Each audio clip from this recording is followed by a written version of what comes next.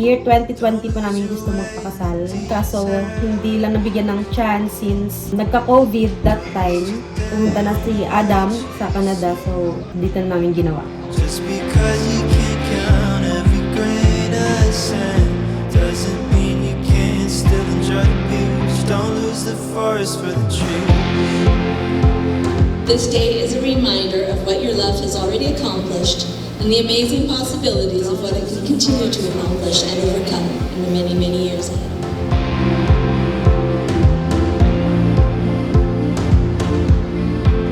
Don't get too stressed over Their journey together, marked by adventures, laughter, and the joys of parenthood, have brought them to this momentous occasion. there's a million things to do at any time. So what's it gonna be today? Don't lose the forest for the trees. Isa siya sa mga taong nakilala ko na labis kong minahal na dahil sa kanyang kabutihan. Siyempre sa kanyang pagmamahal sa akin.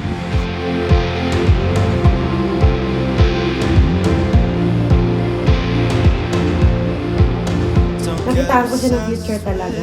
Kaya siya napili ko. Hindi dahil sa physical appearance, but inside his heart. Wow, heart. Oh, it can be perfect when it's stuck in your head. Yeah, it's harder when it's something you make. Don't lose the forest for the trees. I'm the happiest man alive today because I promise to care for you and protect you. I promise to comfort you and encourage you.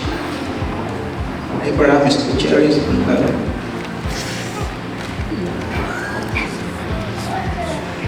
I promise to walk with you as long as you breath. Don't lose the forest for the trees. Nakakaiyak ko na. Ang gusto ko lang sa buhay ay yakapin mo ako.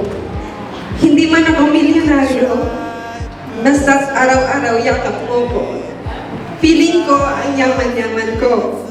Dahil gusto ko lang yakapin mo ako sa mga panahong may pagkukulang ako bilang asawa at ina. Pinapangako kong mamahalin ka hanggang sa pagtanda na walang halong pagtataksil.